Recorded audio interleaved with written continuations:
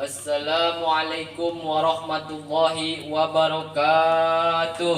Waalaikumsalam warahmatullahi wabarakatuh. Alhamdulillahilladzi ittasafa jadul aliyah bisifatil kamaliyah minha wujud kidam maqam mukhalaqatul lil hawadisi qiyamuhu bi nafsihi wahdaniyah qudrah iradah ilmun hayyan sama basar kalam qadiran murida aliman hayyan sami'an basyiran mutakalliman. Wassalatu wassalamu ala sayyidis saddah alladzi usifa bisifatil kamaliyah minha siddiq tabligh amanah fatona wa ala alihi dawis yadah wa sahbihi albarrah amma ba'du. Wa qala an-nabiy sallallahu alaihi wasallam man a'dhama maulidikum tusafi'an lahu yaumal qiyamah al hadis. Wa qala asy-syekh Imriti idil batas batiko dihirupi wa kullu man lam ya'taqid lam ya'tabi. Salah satu indikator suksesnya seseorang ialah mempunyai tekad yang kuat. Oleh karenanya, jika seseorang tidak mempunyai tekad yang kuat, maka hanya memanen sebuah harapan yang terbalut dalam dimensi hayalan. Hadirin yang berbahagia, mungkin kalian semua melihat rambut saya gondrong, tapi saya gondrong bukan ciri jelma bedegong. Mungkin kalian semua melihat wajah saya garang, tapi saya bukan pecundang. Mungkin kalian melihat wajah saya hitam, tapi saya bukan kopi tanpa gula. Hadirin yang dihormati oleh Allah Subhanahu wa taala. Pertama-tama yang paling utama yang saya hormati guru kita bersama, pimpinan Majelis Ta'lim Sababul Mustafa, dan guru-guru kita yang saya tidak bisa sebutkan namanya satu persatu, namun tidak mengurangi rasa hormat dan rasa takjim saya terhadap beliau.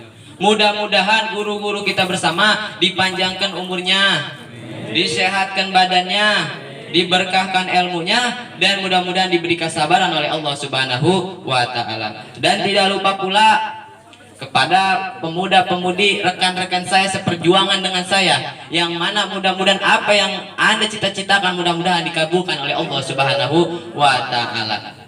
Tong loba kata-kata, tong loba cerita, kok mau syair mah. Sebab tiada kata yang paling indah melainkan berdoa, tiada syair yang paling indah melainkan berzikir. Maka langsung ke wae. Alhamdulillah kita bersyukur kepada Allah. Pada malaman hari ini kita bisa kumpul bersama di tempat mulia ini untuk mencari ilmunya Allah Subhanahu wa taala. Di mana ada pengajian, di situ ada kita. Mau ngaji di bebelah sono ada, mau ngaji di bebelah sini ada, di bebelah ono juga ada. Tapi anehnya ngaji di belah ono itu juga orangnya, ngaji di bebelah ini itu juga orangnya, ngaji di bebelah ono itu juga orangnya. Makanya kita harus bersyukur. Mungkin Allah sayang terhadap kita, apalagi ini golongan-golongan jenis-jenis manusia seperti si Eka, si Ijal, si Fahri yang bukan sejenis manusia pun pada malaman hari ini hadir di majelis taklim yang mulia ini. Masya Allah, berarti Allah sayang terhadap kita, apalagi di bulan mulia ini, yakni di bulan Maulid. Di mana bulan Maulid dilahirkannya makhluk yang paling mulia. Di mana di bulan Maulid ini diciptakan Nabi Muhammad sallallahu alaihi wasallam, makhluk yang paling mulia, diciptakan oleh Allah yang mulia, dilahirkan oleh Allah di negara yang mulia, di mana di kota Mekah, dan dihijrahkan oleh Allah di kota Madinah, kota yang sangat mulia. Itulah kanjeng Nabi besar kita Muhammad sallallahu alaihi wasallam. Tidak ada ceritanya Nabi Muhammad lahir di Perseta. Tidak ada ceritanya kanjeng Nabi Muhammad lahir di Cimangguates. Katanya ada di Cimangguates sama di Perseta. Muhammad, itu bukan kanjeng Nabi Muhammad. Coba teliti dulu, kita telusuri. Oh, pas ditelusuri, iya awalnya Muhammad. Cuman kesonanya Muhammad Ijal. Kanjeng Nabi Muhammad mah makhluk yang paling mulia. Muhammad Ijal mah yang lahir di Perseta, yang di Cimangguates, terus pindah ke Perseta, itu bukan Muhammad Ijal yang mulia, tapi Muhammad Ijal Mulyan. Nah, ini ngadakan nyimpen rasa cinta kita terhadap kanjeng Nabi teh susah di dalam hati. Nyimpen dalam hati rasa cinta kita terhadap Maulid Nabi teh susah. Apa kita harus cinta terhadap Maulid Nabi? Apakah kita harus cinta terhadap Nabi?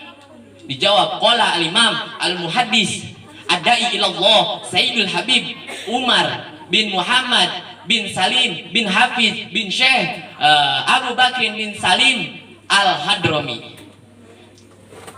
La ya'rifu qadral maulid ila man arafa qadral maulud sallallahu alaihi wasallam. Tidak akan tahu derajat dan kadar atau tingginya keunggulan merayakan maulid terkecuali orang tersebut tahu betapa akan tingginya keunggulan, keluhurannya, derajatnya Kanjeng Rasulullah sallallahu alaihi wasallam. Karena tidak akan ada maulid terkecuali di dalamnya ada keagungan Kanjeng Rasulullah sallallahu alaihi wasallam. Oleh karenanya jangan bingung kalau ada orang yang tidak melegalisasikan maulid. Jangan bingung. Kemungkinan besar manusia tersebut tidak tahu betapa tingginya keagungan dan derajatnya Kanjeng Rasulullah sallallahu alaihi wasallam. Sebagaimana yang dijelaskan di dalam mabade setiap disiplin ilmu, listihalati tawajahun nafsi nawil majhulil mutlak. Karena mustahil atau bahasa intelektualnya impossible, tidak tergetar dan tidak mustahil menghadap hati sesuatu yang tidak ia ketahuinya. Malah dijelaskan lagi waqala asy-syekhuna waqala al-imam Abuya Haji Dimyati bin Amin al-Kahalani fi ba'di kutubihi al-musamma binasril qasri Sahih 4. Dijelaskan innama yagtabitu ma'yarifa qadrahu. Jadi tidak akan mungkin atau mustahil atau impossible tergetarnya hati seseorang, tergetarnya atau menghadapnya hati sesuatu yang dia tidak diketahui. Contoh seperti ini, misalkan si Ijal punya perempuan, si Ijal punya kekasih. Ini kekasih si Ijal teh namanya Nyi Hindun, misalkan kasih si Ijal namanya Nyi Hindun. Si Ijal cinta terhadap Nyi Hindun karena apa? Karena si Ijal tahu wajah Nyi Hindun, wujudnya Nyi Hindun, terus tingkah laku Nyi Hindun, karakter si Hindun tahu, maka timbullah rasa cinta di hatinya terhadap Nyi Hindun. Tidak akan mungkin si Ijal cinta terhadap Nyi Hindun kalau si Ijal tahu namanya doang Nyi Hindun, tapi dia tidak pernah melihat wujudnya Nyi Hindun, akhlaknya Nyi Hindun, perilakunya Nyi Hindun, karakter si Nyi Hindun, maka si Ijal tidak bakal ada rasa cinta dalam hatinya. Berarti kalau kita cinta terhadap maulid Nabi Muhammad SAW sama saja kita cinta terhadap Kanjeng Nabi Muhammad SAW.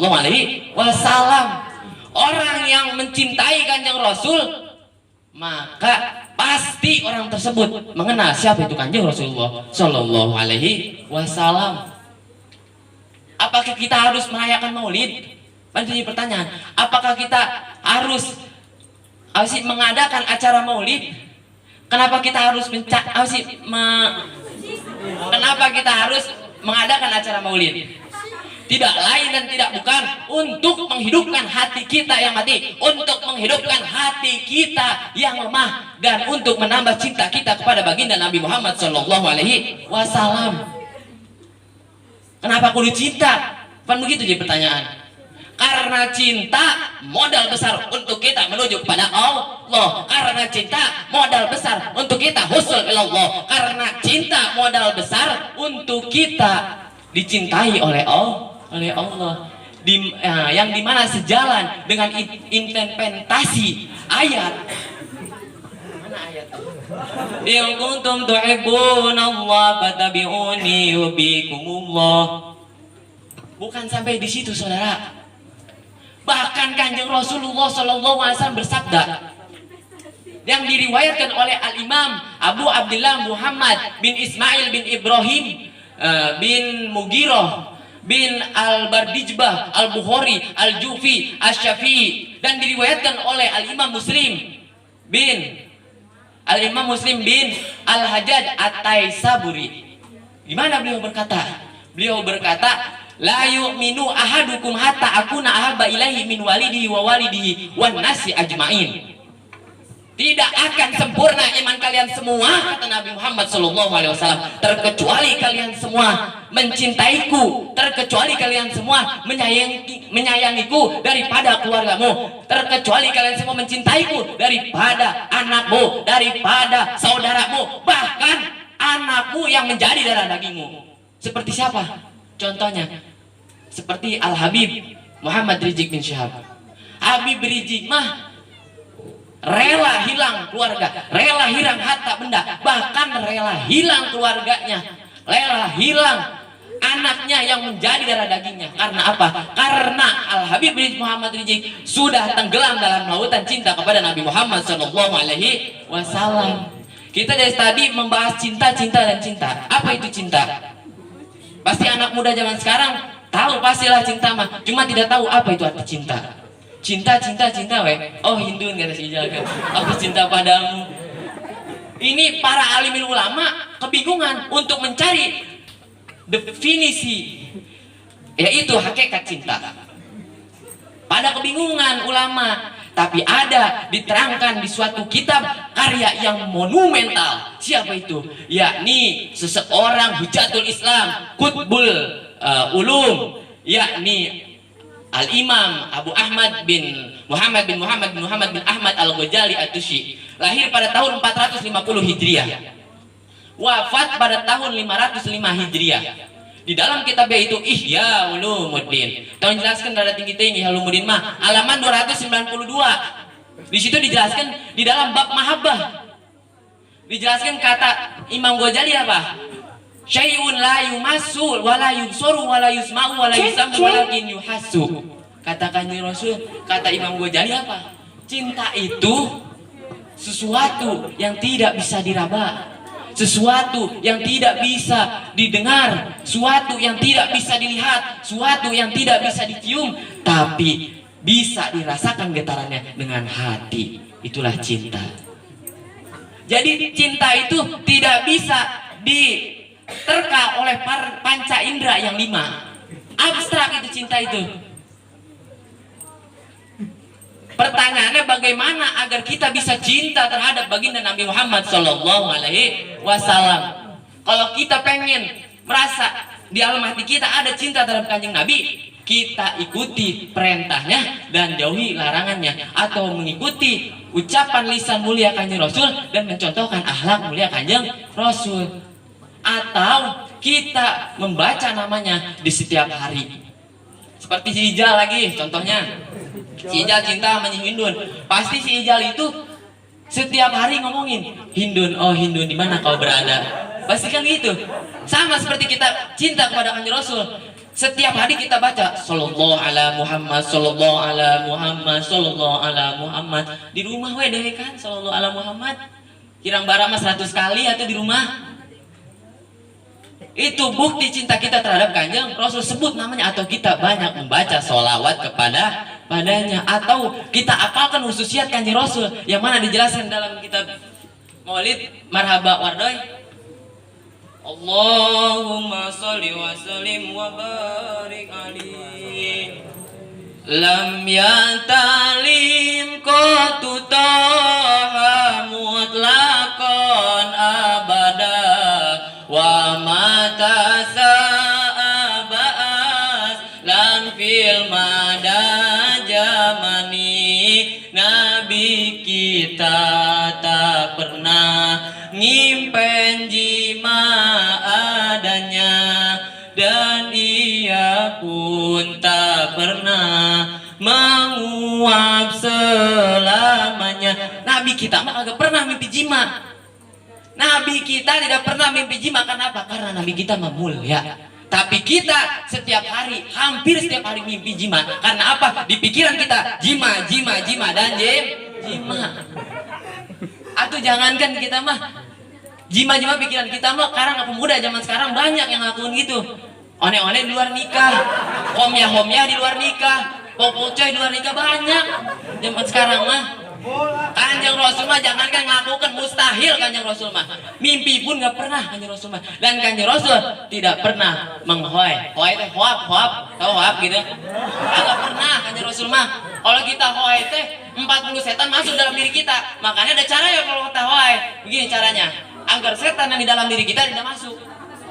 Begini kalau hoai, jangan diasupin 5-5 jangan. Apalagi begini, jangan. Karena kalau begini kita ngasupkan setan. Udah mah kita setan, diasupin lagi sama setan, makin we setan.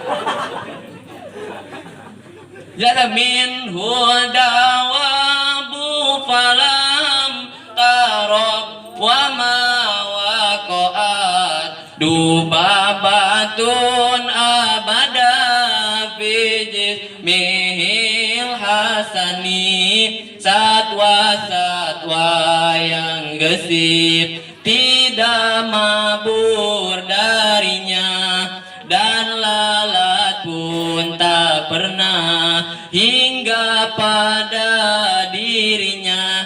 Satwa sebuas apapun itu satwanya, sebuas apapun itu hewannya, ketika melihat Kanjeng Rasul tunduk.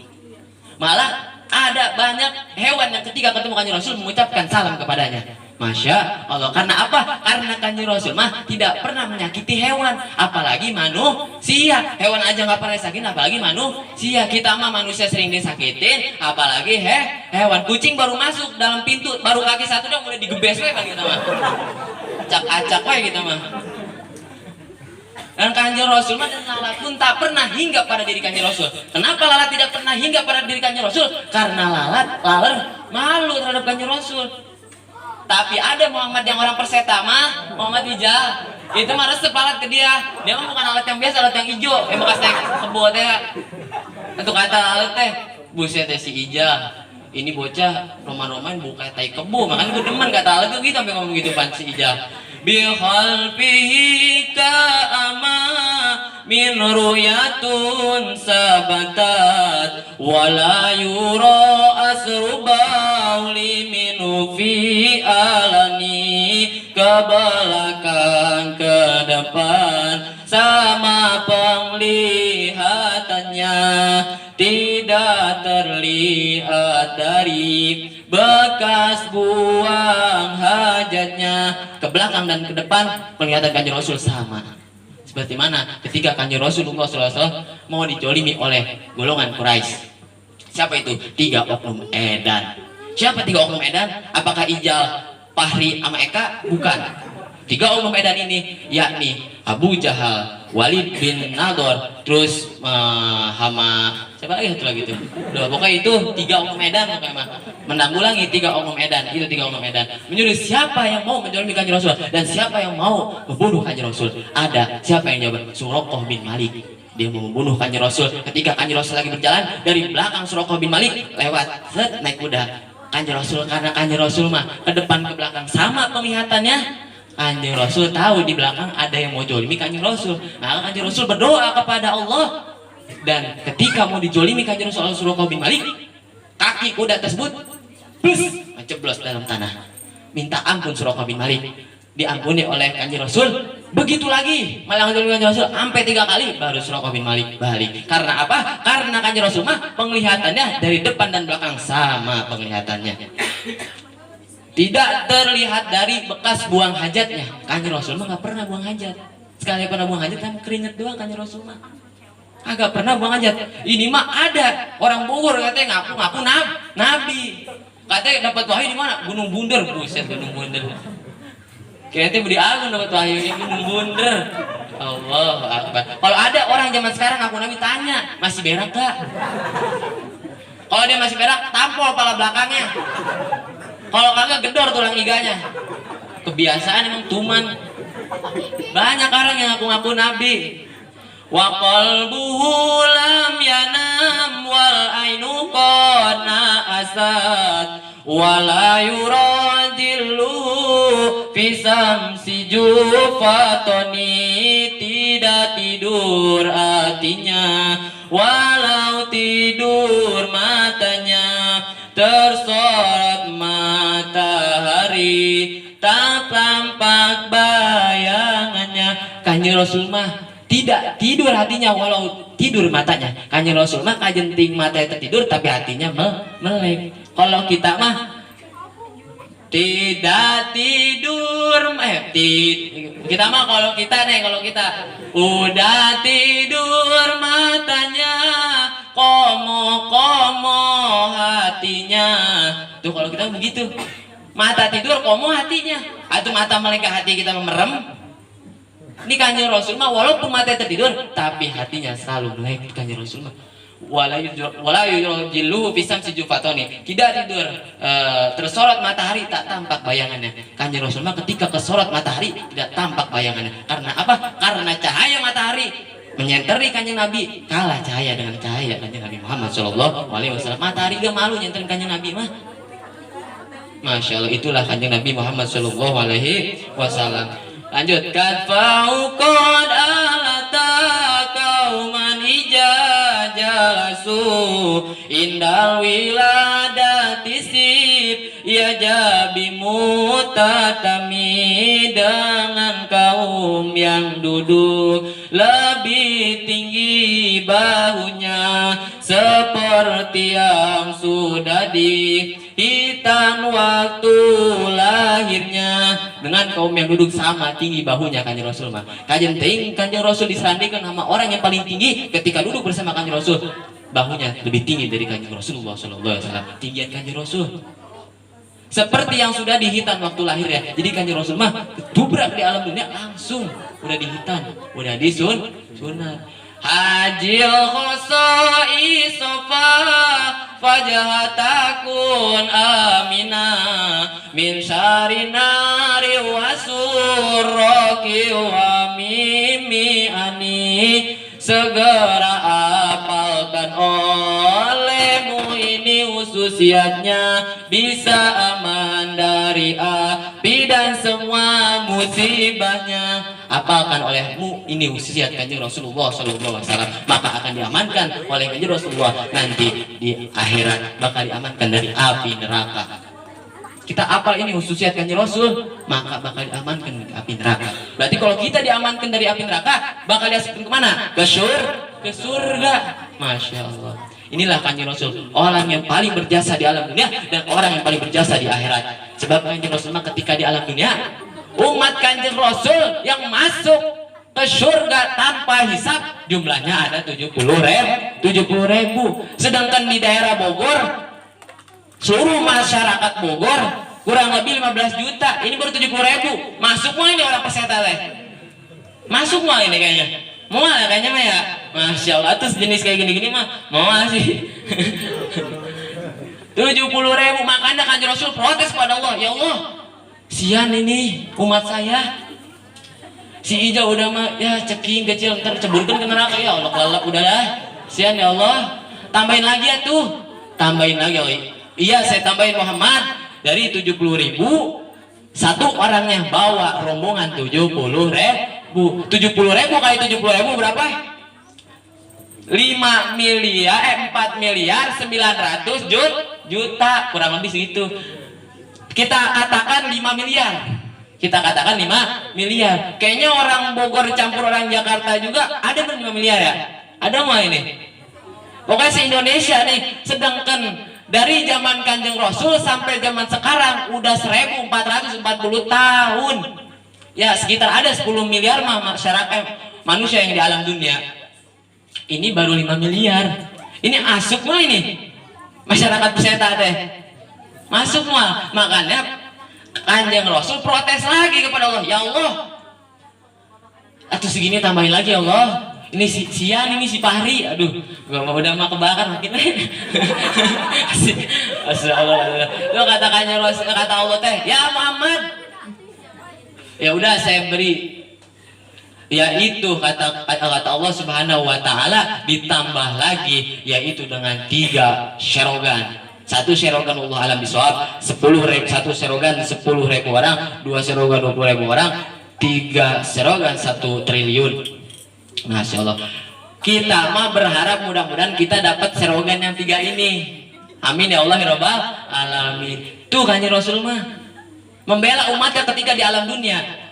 Jangankan ketika di alam dunia, Kanjeng Rasul mah di akhirat juga berjasa terhadap kita.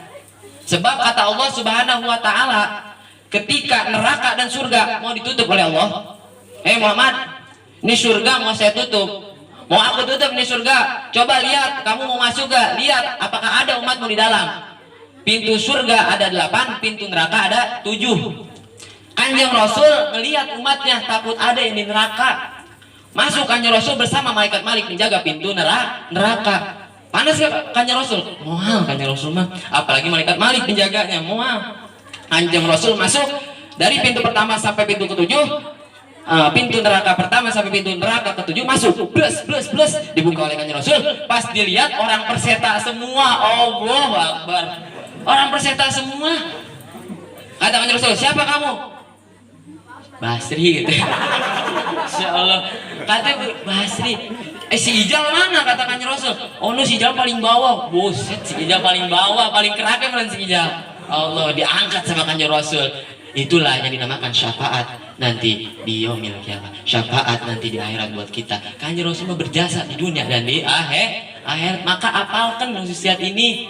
Kita selalu sholawat bersama Kanjeng Rasulullah Sallallahu Alaihi Wasallam. Kita sholawat kepada Kanjeng Rasulullah Sallallahu Alaihi Wasallam. Apalkan khususiyat ini agar kita bisa diamankan di api neraka. Marilah kita bersolat bersama-sama. Ya Rabbi bil Mustafa baligh maqasidana waghfir lana ma madha ya wasi'al karami Bulaji turja safa'atuhu likulli hawli minna awali mukdaimi. Ya Allah Tuhan kami, semoga selamanya maksud kami hasilkan dengan keberkahannya. Ya Rabbi bil Mustafa baligh maqasidana wa firlana ma madha ya wasi'al karami. Allahumma sholli wa sallim wa barik alaihi. Yang terakhir pesan saya, jangan cuma kita ngaku cinta terhadap Kanjeng Rasul, jangan cuma kita ngaku ahli sunnah wal jamaah, tapi kita tidak pernah melakukan sunnah.